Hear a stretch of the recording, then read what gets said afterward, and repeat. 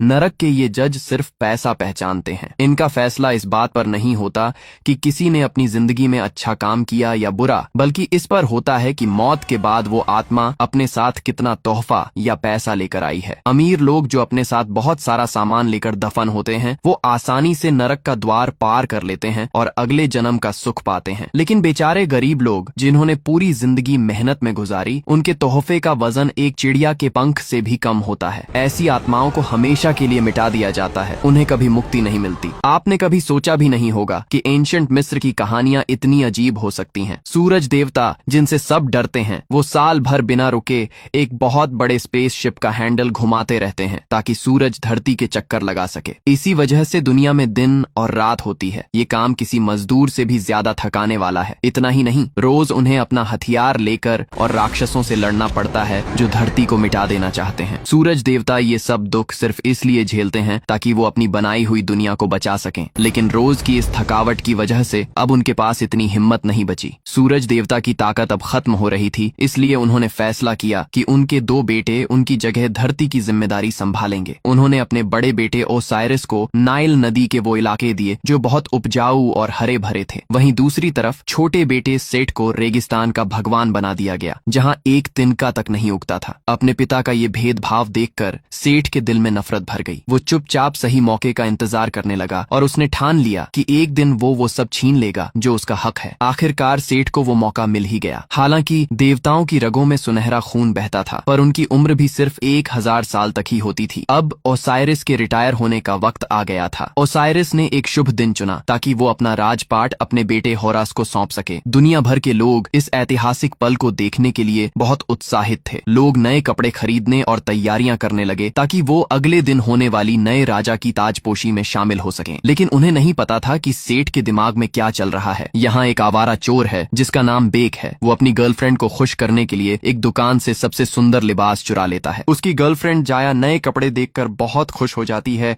और पर्दे के पीछे जाकर तैयार होती है। जब वो बाहर आती है तो वो किसी रानी से कम नहीं लग रही थी। दोनों को लग रहा था कि नए राजा के आने से उनकी जिंदगी भी बेहतर हो जाएगी। दूसरी तरफ आने वाला राजा होरास रात भर की जश्न और मौज मस्ती के बाद गहरी नींद में सोया होता है। जब नौकरानी उसे जगाती है तो वो उठता है। मिस्र के ये देवता आम इंसानों के मुकाबले कद काठी में बहुत बड़े और ताकतवर होते हैं। होरास अपने आसपास थकी हुई नौकरानियों को देखकर मुस्कुराता है और आज के बड़े दिन के लिए तैयार होता है। उसके चेहरे पर एक अलग ही गर्व था। जल्द ही मेन स्क्वायर पर ताजपोशी का जश्न शुरू हो जाता है। चारों तरफ ढोल नगाड़े बज रहे होते हैं। राजा ओसाइरिस अपना आखिरी भाषण देते हैं। वो जनता से वादा करते हैं कि नए राजा के आने के बाद भी पुरानी परंपराएं जारी रहेंगी। वो कहते हैं कि चाहे कोई अमीर हो या गरीब, सबके साथ न्याय होगा। ओसिरिस कहते हैं कि चाहे कोई अमीर हो या गरीब, मरने के बाद सबको अगले जन्म का बराबर मौका मिलेगा। ये भाषण खत्म होते ही वो होरास की ताजपोशी शुरू करते हैं। लेकिन तभी वहाँ एक ऐसा मेहमान आ जाता है जिसे किसी ने बुलाया नहीं था। वो था रेगिस्तान का भगवान सेठ। ओसिरिस को लगता है कि उसका भाई बहुत दिनों बाद उसे बधाई देने आया है, इसलिए वो सारे नियम कायदे भूलकर आगे बढ़ते हैं और सेठ का स्वागत करते हैं। सेठ अपने भतीजे होरास को एक सींग तोहफे में देता है और कहता है कि इसे बजाओ। होरास बिना किसी शक के वो सींग बजा देता है, पर उसे नहीं पता था कि सेठ उसके साथ खेल खेल रहा है। जैसे ही सींग बजता है, सेठ की रेगिस्तानी फौज जो पहले से छुपी हुई थी वो निकलकर पूरे महल को घेर लेती है। सेठ का इरादा साफ था, वो आज धरती का राजा बनना चाहता था। ओसिरिस जो कि बहुत दयालु थे, वो अपने भाई के साथ खून खराबा नहीं करना चाहते थे, पर सेठ ने देखा कि उसका भाई लड़ना नहीं चाहता तो उसने मौका पाकर ओसिरिस का खात्मा कर दिया। इसके बाद सेठ सबको धमकाते हुए कहता है कि या तो मेरे सामने घुटने टेको और मेरी गुलामी करो या फिर मरने के लिए तैयार हो जाओ। बाकी देवता समझ जाते हैं कि अब वो फंस चुके हैं, इसलिए अपनी जान बचाने के लिए वो हार मान लेते हैं। लेकिन होरास जिसकी ताजपोशी होने वाली थी, वो ये बेइज्जती बर्दाश्त नहीं कर पाता और अपनी तलवार उठाकर सेठ पर हमला कर देता है। दोनों के बीच एक भयानक और पुराने ढंग की लड़ाई शुरू होती है। शुरुआत में होरास को काफी मुश्किल होती है, पर अपनी शक्तिशाली आंखों की मदद से वो सेठ को जकड़ लेता है। लेकिन सेठ पहले से तैयार था। होरास का हर वार खाली चला जाता है।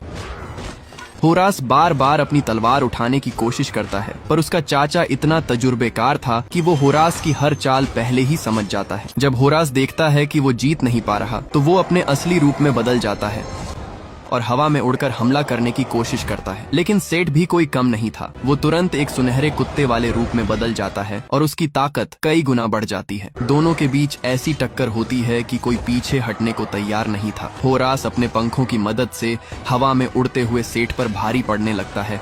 ऐसा लग रहा था कि शायद अब होरास जीत जाएगा, लेकिन होरास को क्या पता था कि उसके चाचा ने पहले से ही इंतजाम कर रखा है। सेठ के ट्रेंड सैनिकों ने बड़े बड़े आईनों से सूरज की रोशनी को होरास की आंखों पर मारा। इस अचानक हुए हमले से होरास की आंखें चौंधिया गईं और वो अंधा सा होकर जमीन पर गिर गया। सेठ ने मौका पाते ही होरास को दबोचा और उसकी ताकत का असली जरिया उसकी शक्तिशाली आंखें बाहर निकाल ली। सेठ इतना बेरहम था कि वो होरास को हमेशा के लिए खत्म करना चाहता था। तभी होरास की प्रेमिका, प्यार की देवी हाथौर बीच में आई। उसने गिड़गिड़ाकर सेठ से होरास की जान बख्शने की भीख मांगी और बदले में सेठ की गुलामी कबूल करने को तैयार हो गई। सेठ ने एक गंदी मुस्कान के साथ होरास को जिंदा छोड़ दिया। उसके बाद सेठ के सेनापतियों ने दरिंदों का रूप धर लिया और वहां मौजूद सब लोगों को डरा कर भगा दिया। इस भाग दौड़ और हंगामे में बेक और उसकी गर्लफ्रेंड जाया एक दूसरे से बिछड़ गए। वहीं दूसरी तरफ अंधे होरास को उसके पिता की कब्र में कैद कर दिया गया ताकि वो कभी बाहर न निकल सके। अब पूरी दुनिया पर सेठ का राज था। उसने अपनी ताकत दिखाने के लिए पूरे देश की जनता को गुलाम बना लिया और उनसे एक बहुत बड़ा मीनार बनवाने लगा। वो अपने पिता सूरज देवता को ये दिखाना चाहता था कि वो उनका सबसे काबिल बेटा है। जो भी देवता सेठ के खिलाफ बोलने की हिम्मत करता, वो उसे बड़ी बेरहमी से मार देता। इतना ही नहीं, उसने दुनिया के पुराने नियम ही बदल दिए। अब उसने ये नियम बना दिया कि मरने के बाद हर इंसान को मौत के देवता को भारी कीमत देनी होगी, तभी उन्हें अगला जन्म मिलेगा। अगर किसी के पास देने के लिए सोना चांदी नहीं है तो उसकी आत्मा अंतिम दरवाजे पर ही राख बन जाएगी और उसे कभी मुक्ति नहीं मिलेगी। सेठ के इस जुल्म की वजह से दुनिया नरक बन गई थी। कई परिवार तबाह हो गए और लोग दाने दाने को मोहताज हो गए। ताजपोशी के दिन बिछड़ने के बाद बेक ने 3 साल तक अपनी गर्लफ्रेंड जाया को ढूंढा। आखिरकार उसे पता चला कि उसे एक गुलामी के बाजार में महल के मिस्त्री को बेच दिया गया है। बेक चोरी छुपे महल में घुसता है ताकि जाया को लेकर भाग सके, लेकिन जाया का कुछ और ही सोचना था। वो कहती है, जब तक सेठ का राज है हम कहीं भी चले जाएं, हम कभी आजाद नहीं हो पाएंगे। वो बेक को समझाती है कि अब सिर्फ एक ही रास्ता है, स्काई गॉड होरास की शक्तियां वापस दिलाकर इस भ्रष्ट राजा सेठ को तख्त से हटाना। जाया अपनी नौकरी का फायदा उठाकर महल के वो गुप्त नक्शे ढूंढ लेती है जहां होरास की शक्तिशाली आंखें छुपा कर रखी गई थीं। अपनी गर्लफ्रेंड और अपनी खुशी के लिए चोर बेक अपनी जान खतरे में डालकर उस रास्ते पर निकल पड़ता है। लोगों की मेहनत और खून पसीने से लूटा हुआ सारा खजाना एक बहुत बड़े वेयर हाउस में रखा गया था। इस जगह के रास्ते में हर तरफ जहरीले बिच्छू भरे हुए थे। एक भी गलत कदम का मतलब था मौत। लेकिन बेक के पास वो पुराना नक्शा था जिसकी वजह से उसे सारे खतरनाक ट्रैप्स पहले से पता थे। पहले दरवाजे पर उसने एक बॉल का इस्तेमाल करके मौत के ट्रैप को डीएक्टिवेट किया और मशाल लेकर आगे निकल गया। लेकिन दूसरा दरवाजा इतना आसान नहीं था। बेक को लगा कि नक्शे के हिसाब से गोल घूमकर निकल जाएगा, पर ध्यान भटकने की वजह से ट्रैप एक्टिवेट हो गया। अगर बेक की रफ्तार तेज न होती तो वो वहीं मारा जाता। अब होरास की शक्तिशाली आंख उसके बिल्कुल सामने थी, लेकिन बीच में एक तीसरा ट्रैप आ गया। इस ट्रैप के बारे में नक्शे में कुछ भी नहीं लिखा था। मजबूरी में बेक ने अपनी जान पर खेलकर आगे बढ़ने का फैसला किया। जैसे ही उसने कदम रखा, जमीन के हिस्से डोमिनो की तरह नीचे गिरने लगे। बेक अपनी पूरी जान लगाकर आगे भागा और आखिर में एक लंबी छलांग मारी। उसने अपना टारगेट यानी वो शक्तिशाली आंख हासिल कर ली, लेकिन उसके पैरों के नीचे अब कोई जमीन नहीं बची थी और वो सीधा नीचे गिरता है। वहां हजारों जहरीले बिच्छू उस पर हमला करने के लिए आगे बढ़ते हैं, पर तभी होरास की शक्तिशाली आंख से एक दिव्य रोशनी निकलती है जो उन बिच्छुओं को पीछे हटा देती है। इस तरह बेक बच निकलता है और वापस महल पहुंचता है। लेकिन अभी वो जाया को ये खुशखबरी सुना भी नहीं पाया था कि तभी सैनिकों का एक दस्ता उन्हें घेर लेता है। असल में उस मिस्त्री को उनके नक्शे चुराने के प्लान का पता चल गया था। वो बेक को हुक्म देता है कि खजाने से चुराई हुई चीज उसके हवाले कर दे। बेक एक चालाकी करता है और उस शक्तिशाली आंख को हवा में ऊंचा उठा देता है, जिसकी चमक से सबकी आंखें चौंधिया जाती हैं। इसी अफरा तफरी का फायदा उठाकर बेक जाया का हाथ पकड़ता है और वहां से भाग निकलता है। दोनों एक सफेद घोड़े पर सवार होकर आजादी की तरफ बढ़ रहे होते हैं और खुशी के सपने देख रहे होते हैं। लेकिन तभी पीछे से मिस्त्री एक तीर से निशाना लगाता है जो सीधा जाया के दिल के पार हो जाती है। मिस्त्री की आंखों में एक दरिंदगी भरी जीत दिख रही थी। बेक का दिल टूट जाता है और वो दर्द से कराह उठता है, लेकिन वो रुकने की हिम्मत नहीं कर पाता। वो घोड़े को और और तेज भगाता है और जाया की बॉडी को लेकर सीधा उस जगह पहुंचता है जहां स्काई गॉड होरास को कैद किया गया था। बेक वहां जाकर होरास के सामने एक शर्त रखता है, मैं तुम्हें तुम्हारी ये शक्तिशाली आंख वापस दे दूंगा, पर बदले में तुम्हें अपनी शक्तियों से मेरी गर्लफ्रेंड जाया को जिंदा करना होगा। लेकिन होरास, जो एक घमंडी देवता था, उसे एक आम इंसान की ये धमकी पसंद नहीं आती। वो बेक को एक चींटी की तरह समझता है और उससे आंख छीनने की कोशिश करता है। पर अफसोस, बिना आंखों के होरास इतना कमजोर हो गया था कि बेक जैसा एक आम इंसान भी उसके हमलों से आसानी से बच जाता है। जब होरास को समझ आता है कि वो ताकत से आंख नहीं ले सकता, तो वो मजबूरी में बेक की शर्त मान लेता है। बेक को पता था कि जाया ने अपनी जिंदगी गुलामी में बिताई है, इसलिए उसके पास नरक के जजेस को देने के लिए सोना चांदी नहीं है। अब सिर्फ होरास ही उसे बचा सकता था। लेकिन मुसीबत ये थी कि होरास के पास अभी सिर्फ एक ही आंख थी, यानी उसकी शक्ति आधी थी। वो जाया की आत्मा को महसूस ही नहीं कर पा रहा था। आखिरकार वो मौत के देवता अनुबिस को बुलाने के लिए एक जादू टोना शुरू करते हैं। अनुबिस वहां प्रकट होता है, लेकिन वो देखता है कि होरास की हालत खराब है, इसलिए वो उसकी बिल्कुल इज्जत नहीं करता। अनुबिस जाया की आत्मा को लेकर नरक की तरफ जाने लगता है। ये देखकर बेक घबरा जाता है और उसे रोकने की कोशिश करता है, लेकिन मौत और जिंदगी के बीच की दीवार इतनी गहरी थी कि वो न तो उन्हें छू सकता था और न ही उनसे बात कर सकता था। बेक बेचारा बस देखता ही रह जाता है और मौत का देवता अनुबिस जाया की आत्मा को बिना किसी रहम के लेकर निकल जाता है। जब बेक उस दुख में डूबा हुआ था, तभी होरास ने मौका पाकर उससे अपनी शक्तिशाली आंख छीन ली। आंख वापस मिलते ही होरास की आधी शक्तियां लौट आती हैं। होरास बेक को थोड़ा दिलासा देते हुए कहता है, अभी सब कुछ खत्म नहीं हुआ है। अनुबिस की निगरानी में किसी भी आत्मा को नरक के आखिरी दरवाजे तक पहुंचने में 7 दिन लगते हैं। अगर तुम जाया को बचाना चाहते हो तो मुझे अपनी पूरी शक्ति हासिल करनी होगी। जब मैं सेठ को हराकर फिर से राजा बन जाऊंगा, तब मैं अपने अधिकार से जाया को मौत के चूल्हे से वापस मांग सकता हूँ। जाया को बचाने के लिए बेक के पास कोई और रास्ता नहीं था, इसलिए वो होरास पर भरोसा कर लेता है। लेकिन सेठ को हराने के लिए उन्हें रिवर ऑफ स्टार्स का पवित्र पानी चाहिए था, ताकि वो सेठ की रेगिस्तानी आग को बुझा सकें, और ये पानी सिर्फ सूरज देवता रा की कश्ती के नीचे ही मिल सकता था। होरास अभी पूरी तरह उड़ने के लायक नहीं था, इसलिए वो पूरब की सबसे ऊंची छोटी पर जाकर अपने दादा सूरज देवता से मदद मांगता है। अचानक होरास सुनहरे बाज के रूप में बदल जाता है और बेक को अपने साथ लेकर आसमान की तरफ उड़ने लगता है। जल्द ही वो सूरज देवता की कश्ती पर पहुंच जाते हैं। कश्ती के पीछे सूरज लटका हुआ था, जिसकी गर्मी इतनी ज्यादा थी कि कोई आम इंसान भस्म हो जाए। होरास बेक को समझाता है, जिंदा रहना है तो मेरी परछाई में रहना। इसके बाद होरास अपने दादा के सामने घुटने टेक कर प्रणाम करता है। सूरज देवता कहते हैं कि उनकी बनाई इस दुनिया में सब बराबर हैं और सबके अपने नियम हैं, यहाँ तक कि उनका बेटा सेठ भी इन नियमों से ऊपर नहीं है। वो साफ कर देते हैं कि वो इंसानी मामलों में कोई दखल नहीं देंगे। होरास को अगर सेठ को हराना है तो उसे पहले एक सच्चे राजा की तरह सोचना सीखना होगा। जब होरास ने देखा कि उसके दादा मदद नहीं कर रहे, तो उसने रिवर ऑफ स्टार्स से एक छोटी फ्लास्क में पवित्र पानी लेता है और वापस धरती की तरफ निकल गया। लेकिन अभी वो जमीन पर सही से उतरा भी नहीं था कि सूरज देवता ने उससे वो शक्तियां वापस ले ली जो उन्होंने उड़ने के लिए दी थी। होरास अपने दादा का इशारा नहीं समझ पाया और अभी भी घमंड में बेक को हुक्म देने लगा कि उसके लिए पानी लेकर आए। बेक को उसके बात करने का तरीका पसंद नहीं आया, पर मजबूरी में वो नदी से पानी भरने चला गया। गुस्से में बेक ने उस पवित्र पानी के बर्तन में थूक दिया, लेकिन अगले ही पल सेठ की खतरनाक सांड के सर वाली सेना ने वहां हमला कर दिया। उन्होंने बेक का गला पकड़ लिया और उसे होरास की आंख के बारे में पूछने लगे। असल में सेठ को पता चल गया था कि उसकी चुराई हुई आंख अब बेक के पास नहीं है। तभी होरास वहां पहुंचता है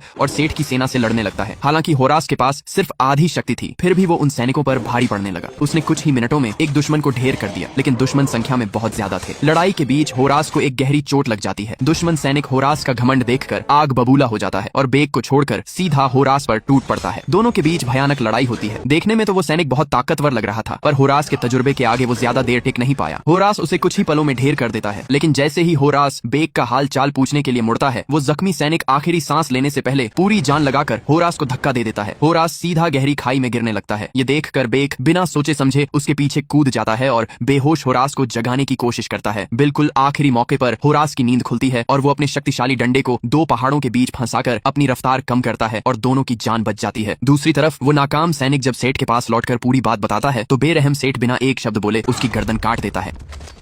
अब सेठ अपनी 2 सबसे खतरनाक नागिनों, सांप जैसी शक्तियों वाली बहनें ब्लैक और व्हाइट स्नेक को होरास का खात्मा करने के लिए भेजता है। प्यार की देवी हाथौर इन दोनों बहनों की दरिंदगी से वाकिफ थी। वो चुपके से जादू करके होरास को इस खतरे के बारे में बताना चाहती है, लेकिन सेठ उसे रंगे हाथ पकड़ लेता है। सेठ अपनी तलवार निकालकर हाथौर को मारने ही वाला होता है कि तभी हाथौर एक चालाकी करती है। वो अपनी जान बचाने वाला ब्रेसलेट उतार देती है और खुद को एक अंधेरी गुफा डिमोनिक पैसेज में गिरा देती है, ताकि सेठ के हाथों न मारी जाए। हाथौर उस अंधेरी गुफा में कई सारे शैतानी दरिंदों के बीच फंस जाती है, पर सही वक्त पर वो अपना जादुई ब्रेसलेट पहन लेती है और उनके चंगुल से निकलकर होरास को ढूंढने निकल पड़ती है। उधर सेठ का गुस्सा 7वें आसमान पर था। वो अपनी पूरी फौज लेकर सुरक्षा के देवी के इलाके पर हमला कर देता है और उनका शहर तबाह कर देता है। सेठ वहाँ उसकी पुरानी पत्नी से मिलता है और उसे जलील करने की कोशिश करता है। जब उसे पता चलता है कि वो कभी मां नहीं बन सकती तो सेठ का गुस्सा और बढ़ जाता है। उसे लगता है कि सब उसका मजाक उड़ा रहे हैं। बिना सोचे समझे वो उस देवी के वो सुनहरे पंख काट देता है जिन पर उसे बहुत नाज था। वहीं दूसरी तरफ होरास और बेक रेगिस्तान में आराम कर रहे होते हैं। वो ये देखकर हैरान रह जाते हैं कि सेठ की लापरवाही की वजह से इजिप्ट के सुंदर बाग बगीचे अब सिर्फ एक कभी न खत्म होने वाले रेगिस्तान में बदल चुके हैं। अभी वो ये दुख मना ही रहे थे कि तभी वहाँ सेठ की भेजी हुई काली और सफेद नागिनें पहुंच जाती हैं। वो दो इतने बड़े सांप थे कि उन्हें देखकर जमीन हिलने लगी। वो दोनों होरास और बेक का पीछा करने लगती हैं। होरास के पास सिर्फ आधी शक्ति थी, इसलिए वो उन जायंट सांपों से सीधा लड़ने की हालत में नहीं था। जब उसने देखा कि पीछे से वो राक्षस अपना खून से भरा मुंह खोले उन्हें निगलने आ रहा है तो होरास ने बेक को उठाया और तेजी से भागने लगा। लेकिन उन सांपों की रफ्तार बहुत ज्यादा थी। दोनों एक बड़ी चट्टान के पीछे छुप गए और उन्होंने उस आग की लपटों से खुद को बचाया जो वो सांप उगल रहे थे। जब सांप अपना रुख मोड़ रहा था तभी दोनों एक गहराई वाले गड्ढे में कूद गए। सांप को जब वो नहीं दिखे तो उसने हर गड्ढे में आग फेंकना शुरू कर दिया ताकि वो दोनों बाहर निकलने पर मजबूर हो जाएं। बेक ने सोचा कि अगर ऐसे ही छुपे रहे तो मारे जाएंगे, इसलिए वो अपनी जान खतरे में डालकर गड्ढे से बाहर निकल गया और खुद को एक चारे की तरह इस्तेमाल किया ताकि उन सांपों का ध्यान भटक सके। वो दोनों नागिनें बेक की तरफ लपकीं। तभी होरास ने मौका देखकर अपने शक्तिशाली डंडे से सांप पर हमला किया, पर वो हैरान रह गया। उस सांप की खाल लोहे से भी ज्यादा सख्त थी और उस पर एक खरोंच तक नहीं आई। उल्टा होरास की जगह दुश्मन को पता चल गई, पर होरास ने दिमाग लगाया और सही वक्त पर अपने डंडे को सांप के मुंह के बीच फंसा दिया, जिससे दुश्मन अभी हिलने की हालत में नहीं था। जिसका फायदा उठाकर होरास वहां से निकला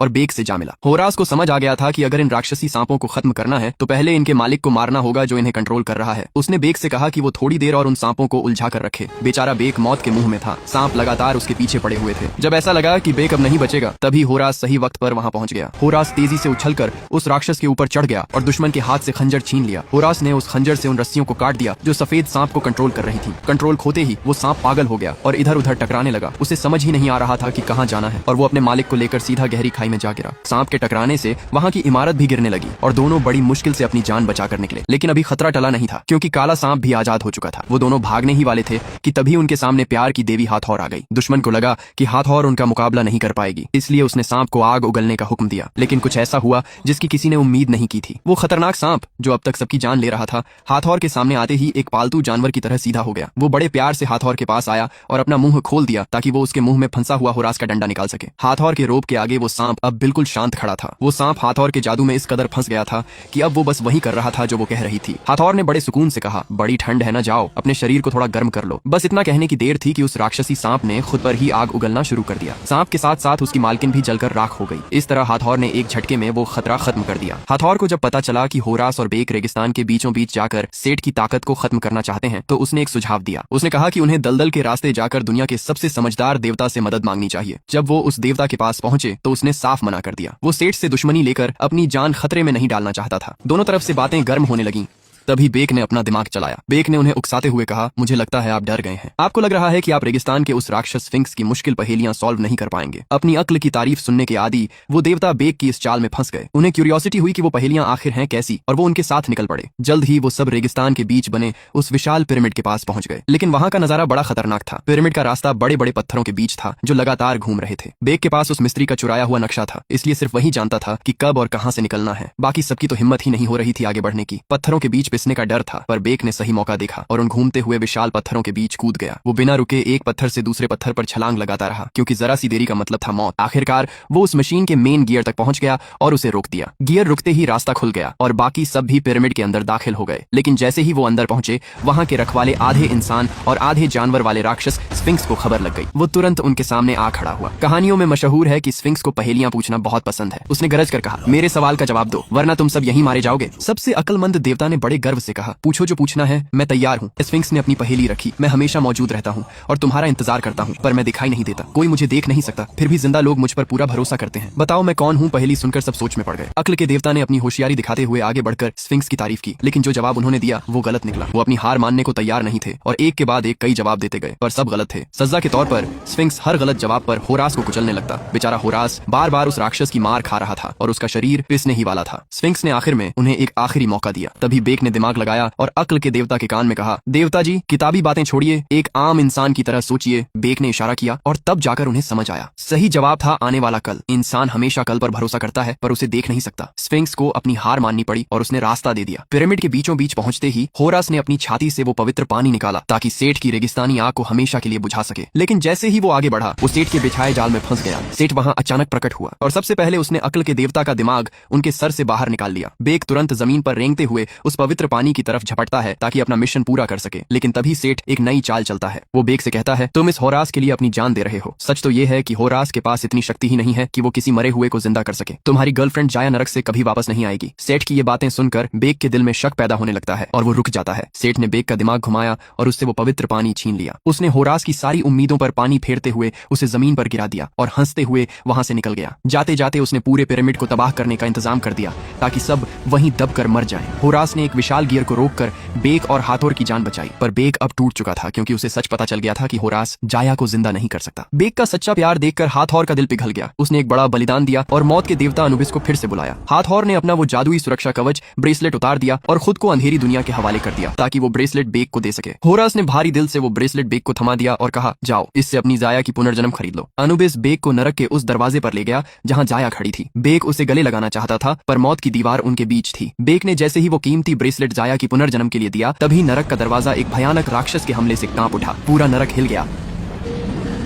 अनुबिस ने कहा कि हालात उसके बस से बाहर हो रहे हैं और बेक को तुरंत होरास से मदद मांगने के लिए वापस भेजा। असल में सेठ ने अब तक जो भी देवताओं की शक्तियां छीनी थी, चाहे वो अक्ल के देवता का दिमाग हो, सुरक्षा के देवता के पंख हों या होरास की आंख, उन सबको मिलाकर उसने एक शक्तिशाली सुनहरा देवता कवच बना लिया था। सेठ अब सुनहरे कुत्ते के रूप में बदलकर आसमान में उड़ने लगा। वो सीधा अपने पिता सूरज देवता रा के पास पहुंचा और उनसे पूछा, आपने मुझे कभी बाप बनने का सुख क्यों नहीं दिया? सूरज देवता ने बड़े सुकून से जवाब दिया, ये तुम्हारी परीक्षा थी क्योंकि मैं चाहता था कि तुम मेरी जगह लो। पर वो नहीं चाहते थे कि सेठ इस विशाल ब्रह्मांड में अकेला रहकर अपने परिवार को याद करे। सेठ को जब ये समझ आया कि उसके पिता उसे बस एक शक्तिशाली सुरक्षा गार्ड बनाकर खुद आजाद होना चाहते हैं तो वो गुस्से से पागल हो गया। बिना सोचे समझे सेठ ने अपने ही पिता के सीने में खंजर घोंप दिया और उनका सबसे शक्तिशाली हथियार सन स्पीयर छीन लिया। सूरज देवता की वो जादुई कश्ती तबाह हो गई और सेठ अब हमेशा के लिए अमर होना चाहता था। वो वापस धरती पर आया और अपनी बनाई हुई ऊंची मीनार पर खड़ा हो गया। उसने उस शक्तिशाली स्पीयर से एक भयानक राक्षस अपोफिस को बुलाया ताकि वो नाइल नदी के जीवन जरिए को ही निगल जाए। सेठ सब कुछ तबाह करके खुद एक नया भगवान बनना चाहता था। उसके इस कहर से धरती से लेकर नरक तक सब कांप उठे। ठीक इसी वक्त होरास और बेक हजारों जादुई चिड़ियों पर सवार होकर वहां पहुंचे। उन्होंने उस मीनार के मिस्त्री को पकड़ लिया और उसे धमकाकर मीनार को नीचे गिराने का सिस्टम चालू करवाया। होरास अभी भी कमजोर था, लेकिन होरास को लगा कि मीनार के गिरने की रफ्तार बहुत कम है, इसलिए वो बिना डरे सीधा मीनार की दीवारों पर चढ़ने लगा। उसका प्लान था कि वो सेठ पर पीछे से हमला करेगा, लेकिन सेठ अब पहले से कहीं ज्यादा ताकतवर हो चुका था। उसने होरास को तुरंत पहचान लिया। दोनों चाचा भतीजा मीनार की ऊंचाई पर मौत की लड़ाई लड़ने लगे। होरास के पास सिर्फ आधी शक्ति थी, इसलिए सेठ ने कुछ ही पलों में होरास का हथियार तोड़ दिया। जब सेठ ने अपना शक्तिशाली सन स्पीयर उठाया ताकि होरास का खात्मा कर सके, तभी बेक ने सही वक्त पर अपनी लोहे की रस्सी फेंकी और होरास की जान बचा ली। इससे सेठ, जिसने कुत्ते वाला सुनहरा मुखौटा पहना था, बुरी तरह भड़क गया और बेक के पीछे पड़ गया। बेक ने इसी मौके का फायदा उठाया और तेजी से सेठ के कवच में लगी वो दूसरी आंख निकाल ली, लेकिन इस चक्कर में बेक मीनार से नीचे गिरने लगा। गिरते गिरते उसने वो आंख होरास की तरफ उछाल दी। होरास के सामने अब जिंदगी का सबसे बड़ा सवाल था, या तो वो अपनी आंख पकड़कर फिर से ताकतवर देवता बन जाए या फिर उस बेक की जान बचाए जिसने उसके लिए अपनी जान की बाजी लगा दी थी। उसी पल होरास को अपने दादा सूरज देवता की वो बात याद आई कि एक सच्चे राजा का दिल कैसा होना चाहिए। होरास ने अपनी ताकत को ठुकरा दिया और बेक को बचाने के लिए नीचे कूद गया। उसने बेक का हाथ पकड़ लिया, पर दोनों अब मीनार से लटके हुए थे और उनकी जान खतरे में थी। तभी ऊपर से सेठ ने अपना भाला उनकी तरफ ताना और सूरज के भाले से निकलने वाला गर्म लावा तेजी से होरास और बेक की तरफ बढ़ने लगता है। गर्मी इतनी ज्यादा थी कि होरास उसे बर्दाश्त नहीं कर पाया और उसका हाथ छूट गया। लेकिन ठीक उसी पल मौत के करीब पहुंचकर होरास को असली ज्ञान मिला। उसने महसूस किया कि असली ताकत किसी जादुई आंख में नहीं, बल्कि अपने लोगों की हिफाजत करने के जज्बे में है। इसी राजा वाली सोच ने उसके अंदर की सोई हुई शक्तियों को जगा दिया। होरास के सुनहरे पंख निकल आए और वो एक नए और शक्तिशाली रूप में बदल गया। उसने सेठ को ललकारा और उसे मीनार की ऊंचाई पर ले जाकर